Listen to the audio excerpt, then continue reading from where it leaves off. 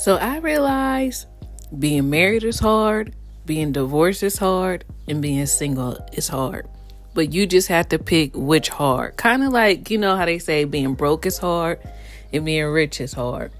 But you have to pick your hard. Hearing Destiny talk about the things that led up to her divorce really let me realize how much mental and emotional gymnastics people go through in relationships. And I feel like we all been there. She said that how she let LeBerick know. She mentioned she let LeBerick know, like, hey, the way things are going. I think this is about the time where she was about to give birth.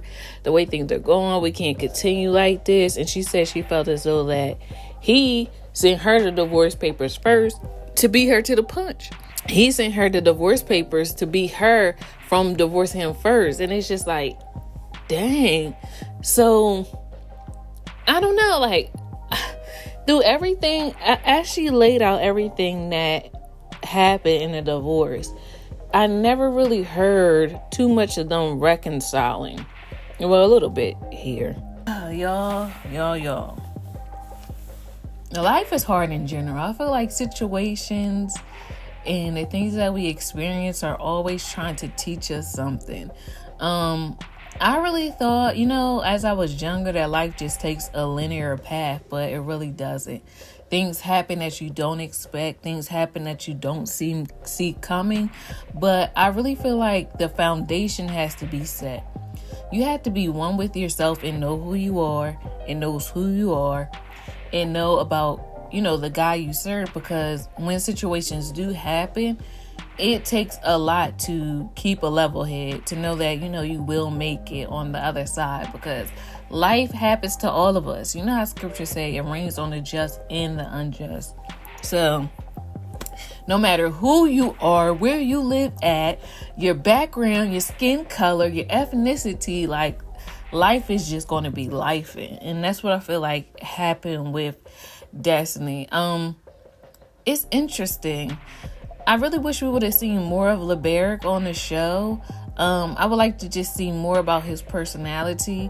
Of course, he's probably not ever going to say, speak out publicly as to why he decided to divorce Destiny. And at the end of the day, it's really none of our business. All we could do is just take the scraps of what they did put out to the public, what they did share with the public. And I don't know, starting to make me think that you really have to be with the right person. And that sounds so cliche, but I think a lot of people are saying I do to people that they never were meant to say I do to. Because I do realize now as an adult, like, relationships will take work. They're not always going to be rainbows and butterflies and sunshine. But nevertheless, like, both people have to feel like the other person is worth fighting for regardless.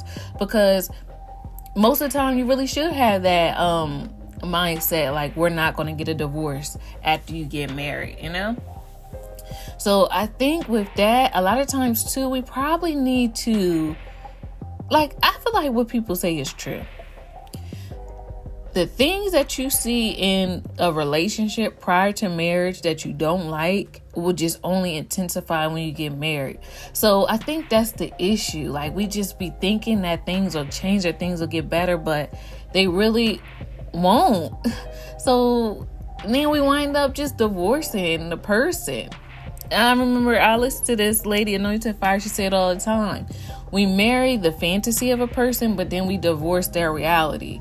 So skip ahead and pay attention to the reality right now and stop living in our fantasy world. I really feel like that is the issue. Yes, so I really want y'all to take a look at this article that Urban Bell Mag did of the situation, because Destiny had an interview with Old Ladies First panel, and she talked about in details more about her divorce. But overall, it just kind of lets me know that take your time when getting in a relationship. I know that we've been sold a fantasy growing up as children, especially as women, that love conquers all, and it does. But I really feel like you cannot love anybody effectively or get the right person for you if you do not love yourself. It's like they make it seem like once we get in a relationship, then we'll love, like, you know what I mean? Then everything will fall into place. And maybe a part of it will. But I feel like, as scripture say, you have to love your neighbor as you love yourself. So loving yourself comes first. First comes love. First comes self-love, and then comes marriage, and then comes the baby in the baby carriage. I don't think it should be out of the other way. Or sometimes it does go out of order, because I tell you what, dealing with the wrong person will also show you how much your measure of love for yourself is, whether you decide to stay or whether you decide to go, and the treatment that you put up with in a relationship. So everything that we experience, I really do believe that it's a mirror of us, like areas in our lives that we need to work on, or areas in our life where we don't quite have the faith that we should have in it.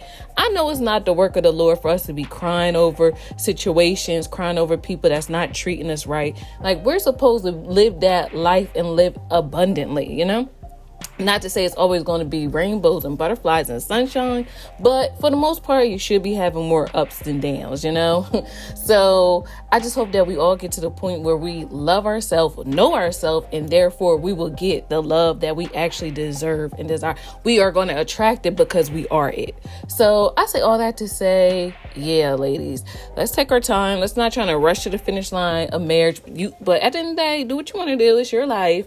It's your life.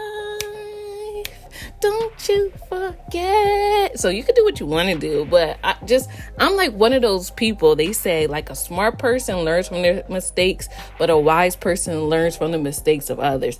And even still, I feel like with life, you can have all the knowledge in the world, but you still may take a misstep. It's just going to happen when you're living. But nevertheless, I just want our love, our self-love to be intact, our love and our relationship with God to be intact. And then I truly believe that everything else will fall into place, because God ain't going to have you out here looking stupid, But I do feel like it happens when we rush the timeline, when we get outside of his timing for our lives. So I say all that today. Destiny, I know that you'll make it and you'll be okay at the end of this. I hope she too does find the love that she deserves for herself and also for her baby boy. And who knows, down the line, her and LeBaron could reconcile. You just never know with life. But anyway, I will talk to you guys again soon. And let's go next episode, because this next episode of Love and Marriage Huntsville, this upcoming Saturday, look like it's going to be juicy. So we're going to talk about it. Other than that, I'll talk to you guys again soon. Bye. Met Synquette, man, the girl was heaven sent. Met Synquette, man, the girl was